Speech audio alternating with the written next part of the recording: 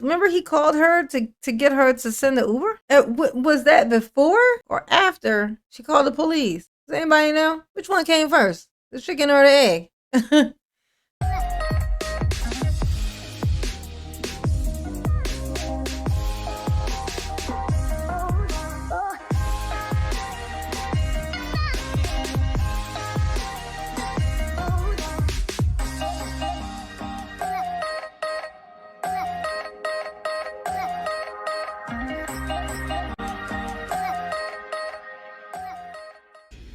By implication, such behavior strongly suggests that his reality contact was then.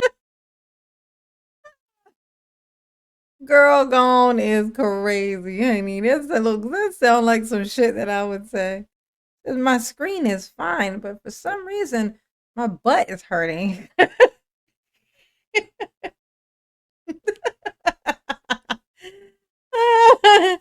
Oh, that sounds like some random shit that I would say. That does. It really, really does.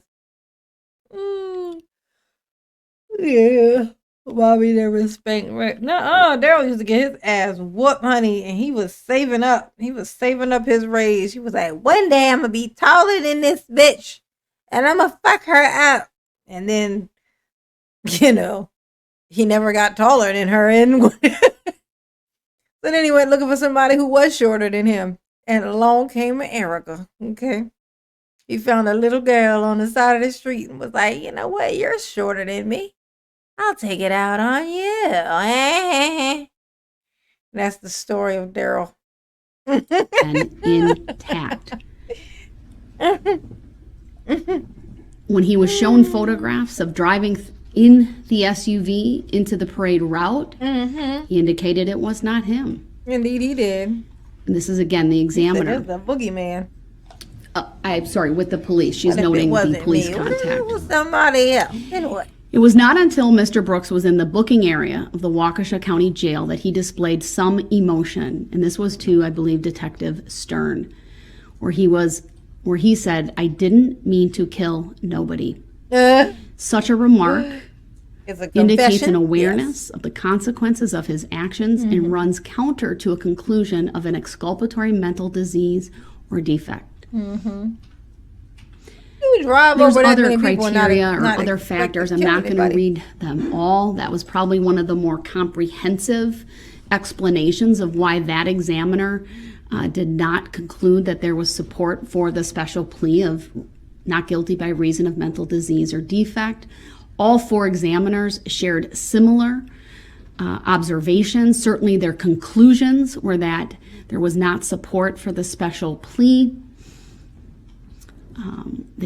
One examiner talked about, again, conduct after driving through the parade, abandoning the vehicle used in the act, altering his appearance by removing his outer layer of clothing, altering how he was wearing his hair, and then engaging in further efforts to leave the scene by securing transportation via a ride-sharing application.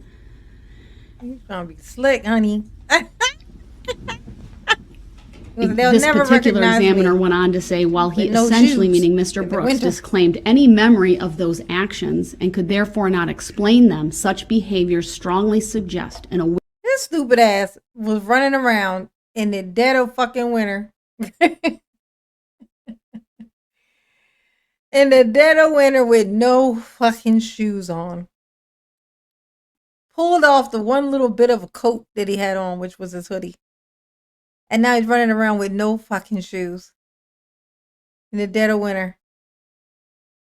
Did you really think you wasn't going to get caught, Daryl? Because you seemed like you were trying to get caught. I mean, I'm just saying. I mean, that in itself would look suspicious. It's like, if you were just walking around and you ain't even know nothing about a parade thing, did nothing happen at the parade. Just walking around and you see a dude walking around with no shoes on, no jacket. It's cold as balls outside. And he's just walking around holding his hair up in a bun because he was holding it up there. He like twisted it up and was just holding it there because I guess he didn't have no scrunchie or whatnot. He just like wrapped it up, twisted it up, and was kind of trying to hold it up on top of his head. Okay. He was trying to get a man bun. You know what I'm saying? There's ways to do that without scrunchies, Daryl. I do it all the time. Just grab the tiniest little thin little piece of like like a tiny little strip of hairs. You just wrap that bitch around it. It'll stay on there all fucking day. If it's a big chunk of hair, it won't. It'll unravel because of the weight of it. But a tiny little sliver of hair, like a little, tiny little sliver of hair, you just take that and wrap it, twine it around. Shit'll stay up there all fucking day. Awareness of wrongdoing and a desire to avoid detection. The heavy hair crew. Another examiner had very similar things: antisocial personality disorder with borderline features, talked about the cannabis use disorder and full remission in a controlled environment. What's interesting about this particular report Let me go out at night. is the description of an antisocial personality disorder. The DSM-5 defines antisocial personality disorder as a pervasive pattern of disregard for a violation of the rights of others occurring since age 15 years, as indicated by 3 or more of the following: failure to conform to social norms with respect to lawful behaviors, as indicated by repeated performing acts that are grounds for arrest. 2, deceitfulness, as indicated by repeated lying, use of aliases, or conning others for personal profit or pleasure. 3, impulsivity or failure to plan ahead. 4, irritability and aggressiveness, as indicated by repeated physical fights or assaults. 5. Yeah, melted copper. Hey, mama. Yeah, he on his phone calling his mama, talking about, hey, mama, I ran over 80 people in your car and ditched it. Can you send me an Uber? Oh my gosh. Oh my gosh. You know what I just thought of? You know how Dawn had said, like, she called the police and was like, oh my God, I think that was my son. I think that was my son driving my car to the parade, right? I didn't even know he had my car, right? Remember she called the police and she was on her way to work. But at what point did remember he called her to get her to send the Uber? Was that before or after she called the police?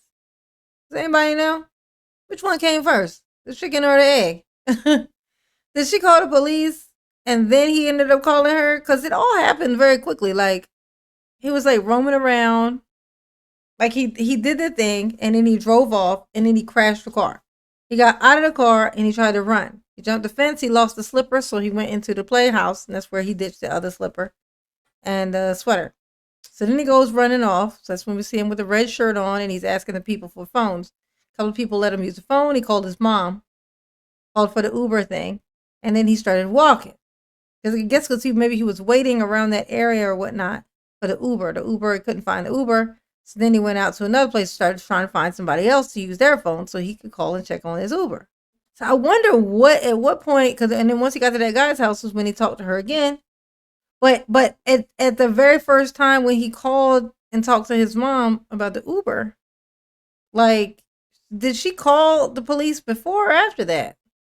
Wow. So she had already talked to him. So why is she saying stuff like she thinks that car was hers and it was her son driving it?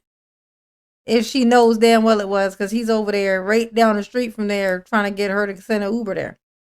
When she know he left there with the car and now he needs an Uber. Suddenly. Oh my God. She need to go to jail. That's why I said I can't not think that she needs to get into some shit. Because even the fact, because just knowing that, the fact that she even would do, like her even doing interviews and shit, like her doing those little interviews and stuff, like talking to the news and stuff.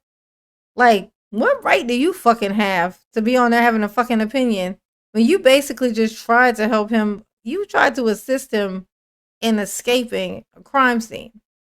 Am I wrong about that? Like, Like, that's why I said I'm what I'm thinking is that maybe once they finish with his trials and stuff, like he still got the other ones, maybe then they'll look into that. Maybe then they'll look into it. So this is what I'm kind of hoping for, honestly, because it's the audacity for me of her to go and do the talking to the news people and stuff, knowing that she like was trying to be deceptive to the police in this whole thing, like, and then she was talking to him. You know what I mean? Like, I just don't like it. And then her even knowing that he was gonna use those pictures, he was gonna use those pictures of the kid, of the grandson for. She knew when she sent them to him what he was gonna use them for, to lie to the court. It's her assisting him again, lying. You know what I mean? Like, I don't like it. I don't like it. Yeah, that might be another reason she didn't show up at court, Lily, because she was scared they were gonna put her little ass in some handcuffs. She was gonna be there singing that song, "Get these things up off my ankles, they're too tight upon my cankles." She don't want them on her cankles, y'all. She said, "Get these things off my cankles. They hurt, okay? They hurt my cankles." Reckless disregard for safety of self and others. Sure did. 6. That's what we trying to figure out. Was that before or after she spoke to Darrell? As indicated by repeated failure to sustain consistent work behavior or honor financial obligations. Yeah, 7. Lack of remorse, as indicated by being indifferent to or rationalizing having hurt, mistreated, or stolen from another. In addition, ooh, yeah, Aaron. That's another good point. She almost certainly egged Darrell on to try to get back some of that money, that bail money, which is hilarious because he ran over Erica's foot, and him and his mom over there plotting on how they're going to get Erica to pay for it, pay for getting him out of jail. To reimburse his mother for bailing him out of jail. Not him trying to find a way to pay his mother back, but him trying to get his victim to pay his mother back for getting him out of jail for running over his victim's foot. When you try to make that circle and make that circle make sense, you get lost pretty fast. Because that shit don't make no sense. Okay? Not a bit of fucking sense. You hear me? None. Because Darrell, that's why. Because Darrell. Thank you, Aaron. Mama love you. Yes, she do. Yes, she do. Mm-hmm. Out on bail, time to triple up the last time. I know. Ain't it right? It's just what it feel like. Oh my God. I know you didn't do the little icons like she running from the car. She running from the car, and then it's a bunch of people, and then he's running over all the people. Jesus. That is clever as shit, though, Melted Copper. You are fast. You got a quick little brain there on you. That's pretty impressive.